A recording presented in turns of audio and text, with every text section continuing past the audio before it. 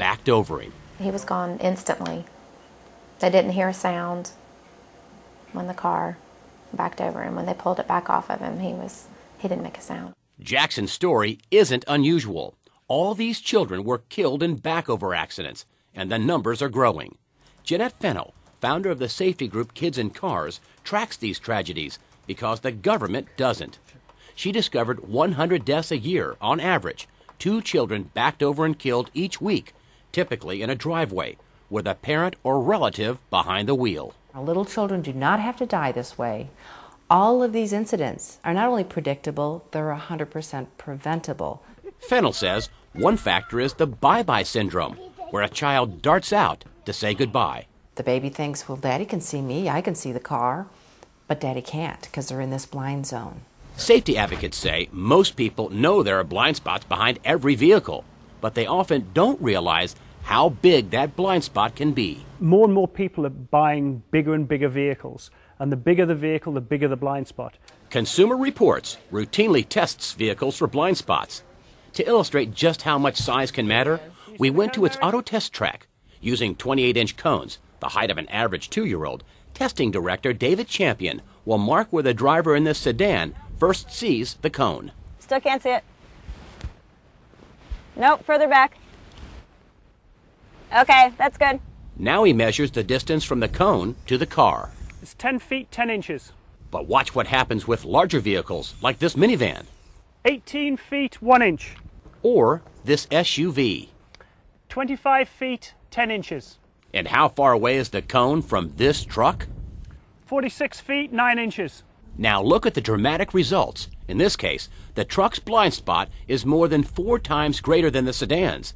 Consumer Reports also points out the shorter the driver, the bigger the blind spot can be. On these big vehicles where we see something like 20, 30, 40 feet of blind spot behind, that is where the problems are. That is where the deaths we are seeing with backover accidents are occurring. Backing up in a big SUV can be deceiving. You can't see anything from that vantage point, can you? And when I check my mirrors, driver's side, rear view, and passenger, it looks clear to me too. But if I get out of the vehicle and walk behind it, got a little surprise for you. Hello, kids. Hello. 29 school kids from East Haddam Elementary School in Connecticut, all hidden dangerously out of view. You can actually kill your own child. I said, which is the worst tragedy. It's a double-edged sword. I mean, it's guilt along with killing someone that you love dearly. Julie and Smith Peck bought an SUV to keep their 3 children safe. They say no one warned them. Bigger vehicles often have reduced rear visibility. Did you realize the numbers of backover accidents that happen every year before it happened to your son? No. No. We didn't even know that the name of it was backover. Total shock. Total shock. This recent study from the Centers for Disease Control found more than 2,400 children a year are injured in backover accidents. The Pecks say drivers need to see what's behind them because there's no way to watch children every second. They just get away from you very quickly, and anyone with children knows that. Nobody knows whether it's a vehicle problem or is it a personal problem. Is it because somebody didn't check behind the vehicle, or is it because of lack of vision? CNN contacted the automaker's trade group. It sent us to this man, Ron DeFore.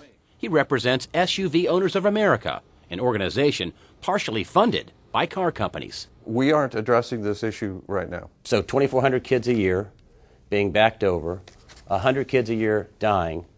How many kids have to die or be hurt before you'll address the issue? The most important thing that we focus on is how many lives can be saved in an SUV as opposed to moving to a smaller vehicle. DeFore says there's not enough data to require automakers to come up with a fix. Should people who own SUVs be warned that their backup blind zone is bigger than smaller vehicles? Should they be warned about that? It's in their owner's manual. It's in their owner's manual? Yeah. Do you think that's enough? Read your owner's manual? It would help because it addresses this issue.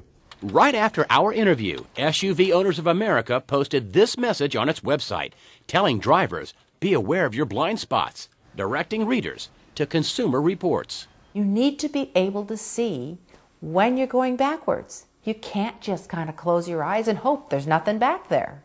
To help drivers see better, Some car makers are offering new options like bumper sensors. If someone gets too close, this sonar signal shows the location. And a few manufacturers also sell a backup camera, like this one. Shift into reverse, and the navigation screen switches to a live picture of what's behind the vehicle. One company puts its rear view technology right in your rear view mirror, making it even easier to see someone riding this trike. The mirror gets a signal from this camera that can be retrofitted onto any vehicle. The system is made by AudioVox, which also sells this. This is our new hitch sensor. It's a set of wireless ultrasonic rear sensors you can install yourself. Installation time? About 2 to 5 minutes. Sensors cost only a couple $100, but cameras aren't cheap. $1,000 with installation. That's half the price of factory-installed equipment.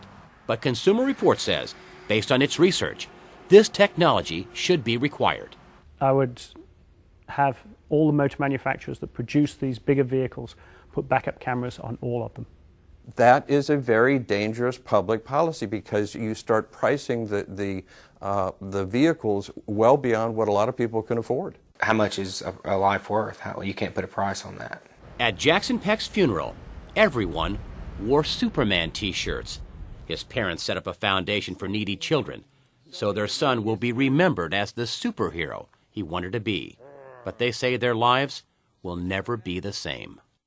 To lose a child that was loud and rambunctious and full of life is you can't imagine.